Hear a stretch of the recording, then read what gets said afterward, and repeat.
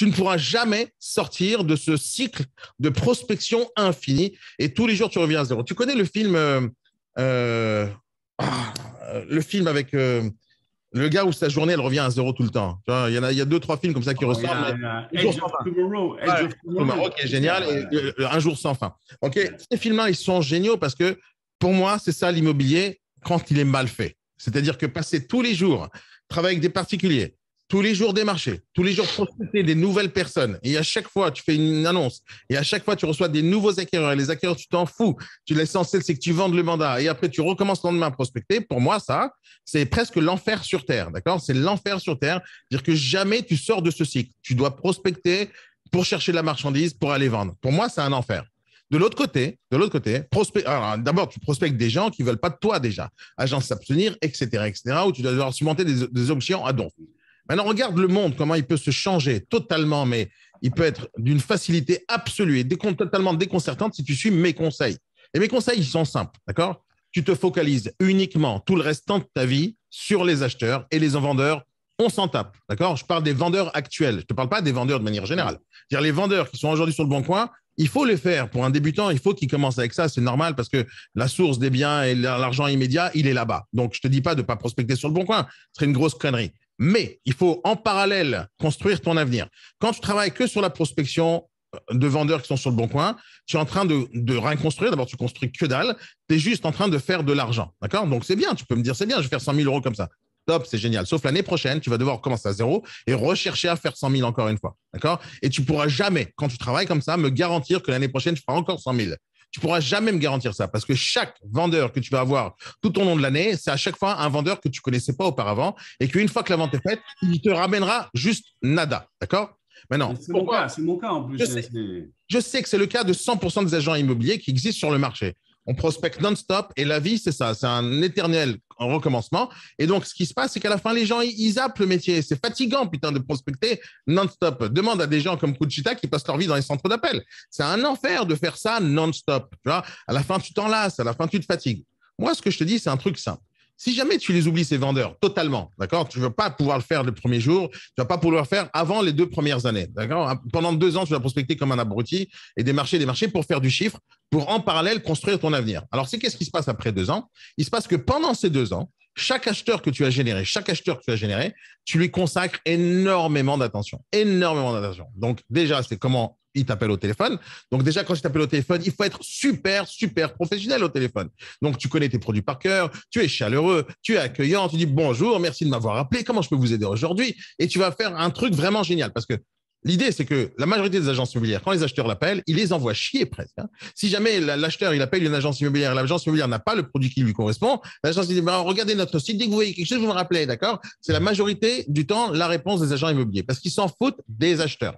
Toi, ce que je veux que tu fasses, toi et n'importe qui ici, c'est de changer totalement de paradigme, totalement d'inverser les rôles. Et que chaque acheteur, dans ta tête, c'est un portefeuille ambulant, d'accord, qui aura de l'argent à vie pour toi, à vie, d'accord. C'est à l'inverse du vendeur. Maintenant, on regarde déjà, et je vous l'ai expliqué 1000 fois, mais un vendeur qui te dit agence s'abstenir, combien d'affaires tu vas faire avec lui?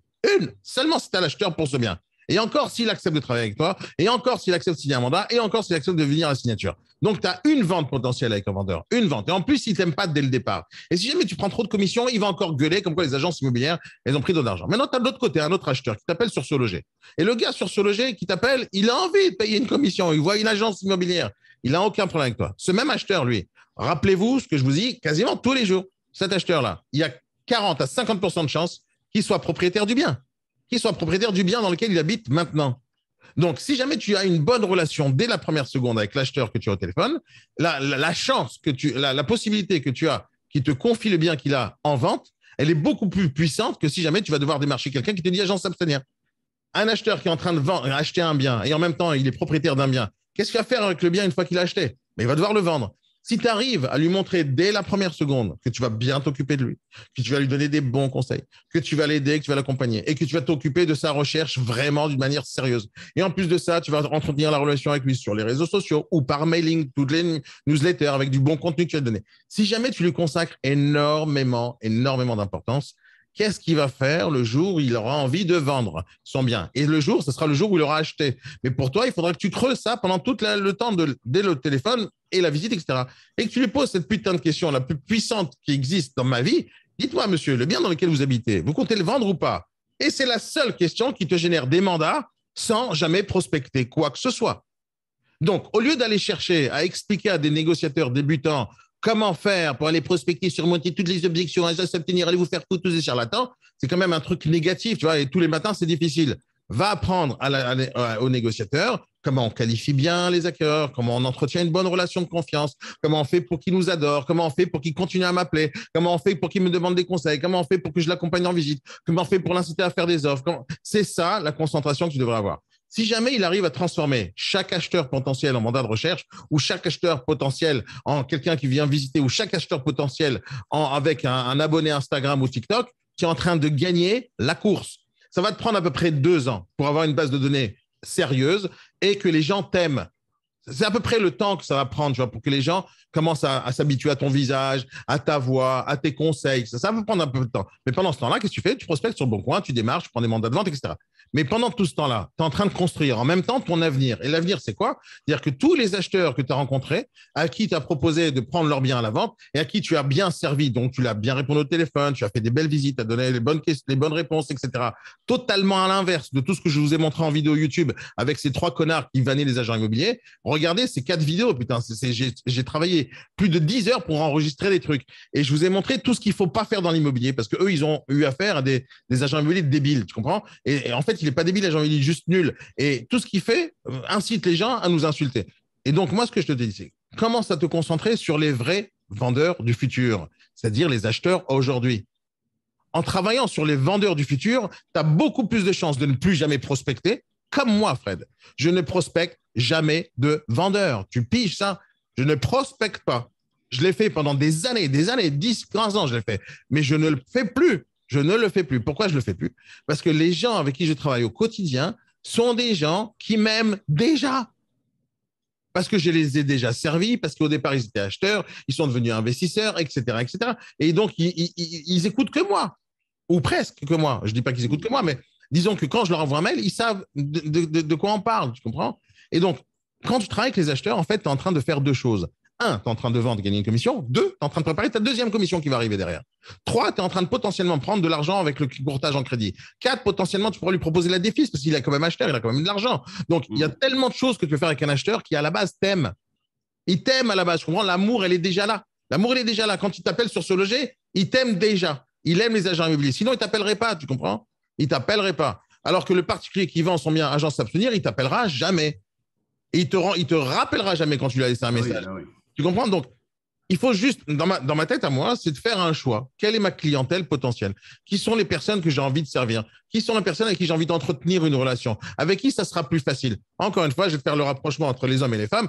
Qu'est-ce qui est plus facile si tu veux draguer une nana? Tu préfères draguer une nana qui te tourne le dos, qui parle avec d'autres personnes, ou tu préfères draguer une nana qui t'a regardé et t'a fait un clin d'œil? Bien sûr, tu vas parler avec l'autre parce que c'est difficile. Tu vas aller avec celle avec qui c'est plus facile, c'est logique, non? Et donc, pour moi, le plus facile, c'est les acheteurs. C'est le travail le plus facile, le plus rentable à long terme, le plus, disons, je sais pas, ça te remplit, tu vois, cette, je n'ai pas mes mots ce matin, mais ça fait quand même. C'est gratifiant. Ça fait beaucoup plus kiffer ta journée quand tu as des gens au téléphone qui t'aiment bien. Parce que je ne sais pas quelle journée on a envie de passer dans sa vie si dès que tu appelles, tu as que des objections. Objection. C'est comme si tu démarches chez des gens. Monsieur, pourquoi vous avez arrêté de fumer? Il faut recommencer. Ah, vous ne fumez pas? Ben, c'est pas grave, je vais vous apprendre à fumer. C'est-à-dire, tu sais très bien que si jamais tu enseignes aux gens à fumer, tu auras beaucoup d'objections en face de toi. Personne n'a envie d'avoir le cancer, personne n'a envie d'avoir ce genre de choses. Donc, tu auras plein d'objections. Le vendeur, c'est la même chose. Dès le départ, il te dit agence t'abstenir. Pourquoi tu veux te battre? Donc, moi, je te dis, il faut se battre au début quand tu es débutant. Il faut se battre, chercher les mandats exclus, chercher les ventes, chercher les trucs. Il faut se battre. Mais ça va t'entraîner déjà à prospecter, à démarcher, à surmonter, etc. Ça, c'est très bien, un super apprentissage. Mais tu ne peux pas continuer comme ça tout le restant de ta vie. Tu ne peux pas faire ce métier pendant 20 ans, tous les jours à ramer et à se faire insulter. C'est un métier de merde, ça, à la fin. Tu comprends? Alors que ça fait 20 ans. Ah ouais, mais moi, je ne travaille pas comme ça depuis 20 ans. Ouais. D'accord? Depuis le début de ma vie, j'ai cherché, hein, pas tout de suite, parce que j'ai mis du temps à comprendre ça, mais dès que j'ai compris le principe, d'accord, que les acheteurs, c'est la source de tous mes revenus potentiels dans l'immobilier, parce que ça a toujours été le cas dans toute ma vie, dans tout ce que je faisais. Sauf dans les 6 premiers mois de ma vie dans l'immobilier, on m'a expliqué le contraire. Toute ma vie auparavant en l'immobilier, j'étais toujours concentré acquéreur, donc client potentiel. J'arrive dans l'immobilier, on dit non, tu vas travailler avec le vendeur. Donc le fournisseur. Et j'ai pas compris. Donc au départ, j'ai fait, je vois que ça marche pas, je dis j'arrête. Je recommence avec mon truc, mon style, ce que j'ai toujours fait dans ma vie. Les clients, client first. C'est tout. Maintenant, je me pose la question si j'ai une bonne idée ou pas. J'ai plus qu'à regarder Jeff Bezos. Comment il réussit sa vie, Jeff Bezos, bordel? Il n'est pas en train de toute la journée faire de la publicité sur comment il a trouvé le fournisseur de bouquins. Il passe son temps à dire le client, c'est la personne la plus importante dans ma vie. Jeff Bezos, son état d'esprit du matin au soir, dans tout ce qu'il fait, c'est service client first. C'est tout. C'est tout, c'est tout. Donc, moi, je n'ai pas besoin d'être plus intelligent que Jeff Bezos. J'ai juste besoin de le copier. Nous, on connaît avec Franck Guy Bedos, quoi. Voilà. Mais ce que je veux c'est pas la même chose. Ce que je veux te dire, c'est je préfère. Tu sais, j'ai fait des concerts dans ma vie, plusieurs, tu vois, avec mon groupe de musique. Et tous les concerts où c'est les gens qui venaient nous voir parce qu'ils nous aimaient, c'était un concert de ouf. Tu vois, les gens, ils applaudissaient, à peine on monte sur scène. Mais quand quelqu'un nous commandait pour nous dire venez jouer chez nous et le public ne nous connaissait pas, il te fallait une demi-heure au moins pour pouvoir faire chauffer le public. Tu vois, c'est un enfer. Et ça marche comme ça tout le temps quand c'est du nouveau ou c'est du tout neuf. Et donc, quand tu prospectes, tu es débutant, personne ne te connaît, bien sûr, tu vas te faire rembarrer tous les jours. Mais 2-3 ans plus tard, le monde change, tu comprends? Quand tu as fait tout le travail, comme Franck, s'afficher, jusqu'à maintenant, il ne s'affichait pas. Un de ces jours, il va recevoir un appel d'un gars qui dit oh, Franck, j'ai vu ta vidéo. Oh, et ce jour-là, il sera encore plus ouf, Franck. Il va en faire deux fois plus de vidéos. Le jour où il va comprendre que ça marche. Et donc, ce principe-là, de tout ce que je vous explique, est basé sur une idée faire que les gens courent après vous et pas l'inverse. C'est ça le principe de tout ce que je vous explique. C'est-à-dire, quand les gens t'aiment, ils t'appellent. Quand les gens sont conscients que tu es professionnel, ils t'appellent. Et c'est comme ça qu'on chope les recommandations. La majorité des négociateurs que je vois qui me disent, moi, je travaille en bouche à oreille. Ouais, alors, c'est comment il est fait ton bouche à oreille? C'est-à-dire, moi, je travaille avec les vendeurs, j'espère leur faire du bon service. Mais le bouche à oreille, il va te donner combien de bouche à oreille avec les vendeurs? Tu as fait 12 ventes en année, tu as eu 12 vendeurs. Combien de bouche à oreille? Imagine que chacun t'en amène un. OK, tu es content. Tu es content, tu vas faire potentiellement 12 ventes. Mais dans la théorie, où tu as tout de suite une recommandation d'un vendeur à qui t'a fait plaisir. Mais lui, comme il va revendre une fois tous les 7 ans en moyenne en France, combien de fois tu vas le voir, ce gars? Et les recommandations, combien tu vas en avoir? Tu ne peux pas avoir des recommandations régulièrement des mêmes personnes si tu les côtoies une fois dans ta vie. Tu ne peux pas avoir des recommandations. Comment le mec, il va penser à toi le jour où il rencontre un pote dans un bar pour te dire ah, il faudrait que tu parles à Fred. Comment le mec, quand tu l'as vu une seule fois dans ta vie, va te recommander? Tu ne peux pas. Et donc, le seul moyen d'avoir des recommandations, le seul vrai et unique moyen, c'est d'être tous les jours dans leur vie. Tous les jours. Et tu l'appelles le lundi. Ah ouais, super cool. Ah, j'ai pensé à toi aujourd'hui. Super cool. Alors, qui t'a pensé à moi? Mais si tu l'as une fois tous les 6 mois, bah, ce jour-là où il a quelqu'un, il ne va pas t'appeler. Et donc, quand je te dis tous les jours, ce n'est pas de les appeler au téléphone tous les jours, les acheteurs. C'est pas ça. C'est newsletter, réseaux sociaux, Instagram, contenu. Tous ces trucs-là font qu'ils sont en contact avec toi tous les jours. Pourquoi tout le temps je vous affiche mes chiffres, etc. Parce que je vous montre que c'est possible. Quand je fais des lives, il y a 5000 personnes qui m'écoutent une fois par semaine. Et ces gens-là, ils me voient pendant 1 heure. Et quand ils me voient mon contenu sur les réseaux, ils continuent à me voir non-stop. C'est-à-dire tous les jours. Là, par exemple, ça fait 3 jours, je n'ai pas fait de vidéo sur TikTok. 3 jours. J'ai gagné 500 abonnés supplémentaires. Je n'ai pas fait de vidéo pendant 3 jours. Pourquoi? Parce que mes vidéos, ils sont là-bas encore. Tu comprends? Ils continuent à circuler. Et donc, l'idée, c'est que quand tu fais des choses, je ne parle pas que des vidéos, je parle aussi de newsletters, je parle aussi d'articles, je parle de tout le contenu que tu peux faire pour faire que les gens restent en contact avec toi. C'est ça dont je te parle. Et ça peut être des vendeurs aussi qui ont envie de rester en contact avec toi. Il n'y a pas de problème avec ça. Sauf, il faut rester en contact. Et donc, plus tu vas rester en contact avec les gens que dès le départ, ils t'aiment, plus tu as des chances qu'un de ces jours, ils vont t'appeler quand tu auras besoin. Voilà. Ce que je voulais te dire, c'est ça, Fred. C'est-à-dire, focus sur un, c'est un peu de perte de temps. Focus sur plusieurs, c'est un gain de temps. Tu vois, quand tu fais une vidéo, tu as 1000 vues et que la vidéo, elle fait 3 minutes. Tu sais combien de minutes ils ont vu ta vidéo? 3000 minutes. Tu as fait une vidéo de 1 minute, elle a été vue 1000 fois, tu as gagné 1000 minutes de gens différents. Ouais, c'est beaucoup 1000 minutes, putain, c'est beaucoup 1000 minutes d'attention sur les gens. Incompréhensible. Ouais. J'ai des vidéos qui ont fait 300 000 vues sur TikTok, 300 000 vues. Et la vidéo, elle fait 3 minutes. Fais le calcul, putain. Fais le calcul, c'est quoi 300 000 vues de 3 minutes? Fais ton calcul. Ouais. Vas-y, Mélène. Après, Daniel, là, toi, c'est ta façon de travailler. Là, demain, on parlait de débutants tout à l'heure parce qu'à la base, c'était sur les débutants. si tu rentres dans un réseau, dans une agence, peu importe, et que ces gens-là, ils n'ont pas ta façon de travailler. Missionne et tu viens de travailler dans les réseaux que moi, je vais te dire d'aller travailler. Voilà, réponse simple.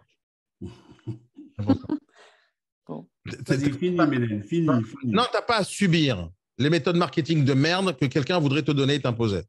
D'abord parce que tu es entrepreneuse déjà. Ça, c'est le premier point. D'accord? Tu es entrepreneuse. Tu es à la com, d'accord? Tu as ouvert ton cabis. Tu as décidé de te lancer dans l'immobilier. OK? Qui te donne un salaire à la fin du mois? Dis-moi le nom, Mélène. Bah, c'est moi. OK, stop, super. Donc, tu vas obéir uniquement à une seule personne, toi. D'accord? Toi, déjà, quand tu es entrepreneuse. Maintenant, si tu rentres dans un réseau parce que tu as besoin de la carte professionnelle, ce qui est une bonne idée. Quand tu rentres dans l'immobilier, tu n'as pas le choix. Autant qu'il faut que tu choisisses le bon réseau. Celui qui va te correspondre à tes valeurs, à la façon dont tu représentes, comment il parle, comment il manage. Il faut que tu choisisses. Tu as le choix. Tu vois, quand tu es négociatrice dans l'immobilier à la commission, c'est comme si tu étais un client sur le principe. D'accord? Et le client, il est roi. Et le client, il décide où il a acheté sa glace, où il va acheter son repas, où il va acheter son jean. Il décide, c'est lui qui a l'argent. Toi, en tant que négociatrice, d'une certaine manière, c'est toi qui génères de l'argent. D'accord? Donc, tu ne peux pas subir les méthodes marketing de l'autre. Tu dois ou les accepter et y aller à fond parce que tu y crois, ou tu n'acceptes pas et tu te casses. Parce que ce qui va se passer si tu choisis le mauvais réseau, en plus de ça, quand tu construis dans l'immobilier une carrière, tu vas faire du travail sur du long terme. Et si tu rentres dans le mauvais réseau dès le premier jour, la majorité du temps, tu vas faire du marketing, tu vas chercher à te faire une communication, mais tu vas faire pour la mauvaise boîte. Et en plus, tu vas être frustré à un moment donné, tu vas devoir partir. Combien de négos sont venus travailler dans une de mes agences juste parce qu'ils n'avaient pas le mandat haut là où ils étaient? C'est à posteriori que j'ai compris que le mandat haut était une arme fatale de recrutement parce que les gens, ils veulent l'utiliser, mais ils ne peuvent pas. Alors, qu'est-ce qu'ils font? Ils doivent se barrer, tout simplement. Maintenant, moi, ce que je te dis, c'est, en tant que patron, ce que je suis depuis 20 ans, il y a des gens que j'ai envie d'embaucher et il y a des gens qui n'ont pas envie d'être embauchés par moi. Et ils ont le droit, bordel de merde. Même si je leur paye un salaire, ils ont le droit qu'après une semaine, ils disent non, ça ne me plaît pas ta façon de me parler. Moi, quand je fais un entretien d'embauche à des gens et que je dois payer un salaire, écoute-moi le genre de phrase que je dis. Ici, je suis un dictateur. Je fais exactement ce que je te dis. Tu ne peux pas une seconde, une minute de ta journée. Si je te vois une fois sur Facebook, je te vire. C'est comme ça que je parle à des gens que je paye un salaire. Ils doivent accepter ça. Je dis, tu ne discutes pas mes ordres. Tu ne discutes pas. Ici, c'est moi qui ai raison tout le temps, peu importe ce que je dis. J'assume tous les résultats de tous les échecs que je vais amener. Si je te dis de faire ça et ça ne marche pas, c'est de ma faute. Ce n'est pas la tienne. Par contre, fais ce que je te dis exactement. Ça, c'est aux gens à qui je paye. Les gens qui je ne paye pas, qui sont des entrepreneurs, des freelances, je ne leur dis pas comme ça. Ils sont deux, ça. Non, ce n'est pas une question de deux. C'est toute ma vie comme ça. Toute ma vie. Je ne paye pas de l'argent à des gens pour qu'ils fassent ce qu'ils veulent. Ouais. D'accord? Maintenant, je ne te parle pas de gens, je te parle des manières, disons, tu sais, il y a les cadres. Quand tu embauches des gens intelligents, donc des managers potentiels, des directeurs marketing, c'est un peu l'inverse qui se passe dans ma tête. Je dis, je te paye très cher pour que tu me dises quoi faire. C'est pas du tout la même chose. Mais quand j'emploie je sais pas moi, des assistantes ou des trucs, des petites mains, je n'ai pas envie de dévaloriser, mais quand c'est des tâches récurrentes et chronophages, etc., que je délègue, j'ai pas besoin que la personne me dise quoi faire, tu comprends? Par contre, quand je paye des gens chers, des communicants, etc., c'est lui qui va m'expliquer comment faire vu que c'est son métier. Mais de l'autre côté, même si c'est son métier, il n'a pas intérêt à glander. Pas parce qu'il est champion du monde qu'il va aller prendre 2 jours de congé d'affilée juste parce qu'il a envie. À partir du moment où c'est moi qui paye, c'est moi qui décide. C'est tout, point à la ligne. Il ne faut pas discuter. Ça, c'est ma façon de penser. Non, c'est ma façon de penser. Moi, pour bosser avec moi, il faut vraiment avoir l'état d'esprit salarié. C'est-à-dire, tu fais ce que je te dis, point. Je ne te demande pas d'avoir une autonomie ou ni une réflexion. Juste, fais ce que je te dis. Ça me va très bien. Parce que si je t'embauche, c'est pour déléguer une tâche. Ce n'est pas parce que j'ai envie d'avoir un patron sur ma tête. Donc, de l'autre côté, quand je travaille avec des commerciaux, c'est autre chose. C'est du management. C'est de la motivation. C'est viens, je te pousse à aller jusque là, tu as envie. Qu'est-ce qui pourrait te faciliter la vie? Tu vas avoir des cartes de visite différentes. Dans la théorie, les commerciaux, je leur donnerai tout ce qu'ils ont envie, dans la théorie. Parce que s'ils font des super ventes, je vais être heureux. De l'autre côté, la majorité des commerciaux, ils ne savent pas ce qu'ils ont besoin. Ils ne savent pas travailler. Donc, je dois les former. Alors, je donne une méthode de travail. Cette méthode de travail, ils doivent la respecter. S'ils ne la respectent pas, ça sera tant pis pour eux, vu qu'ils sont à la com. Donc, moi, je vais toujours te pousser à faire ce que je te dis. Pourquoi? Parce que ce que je dis, ça marche. Ça marche. Qu'est-ce que tu veux que je te dise? Ça marche. Je ne veux pas continuer à faire des choses qui ne fonctionnent pas. D'accord? Donc, si ça marche, il faut que tu le suives. En tant que débutant, tu dois suivre les conseils. Et peu importe dans quel réseau tu es. Je connais, je vais te dire tout de suite, j'ai eu des négociateurs de IAD qui sont venus en formation et je leur explique comment travailler, créer une page Facebook, Instagram, etc. Ils me disent, dans notre contrat, on n'a pas le droit d'avoir une page Facebook. Tu n'as pas le droit d'avoir une page Facebook en 2022. Tu n'as pas le droit d'avoir un compte Instagram avec ton prénom et ton prénom. Démissionne. Mais il ne démissionne pas. Il se plaigne après. Il me dit, Daniel, ta formation, elle ne sert à rien parce qu'on n'a pas le droit de. Si elle sert, C'est toi, tu dois changer de réseau.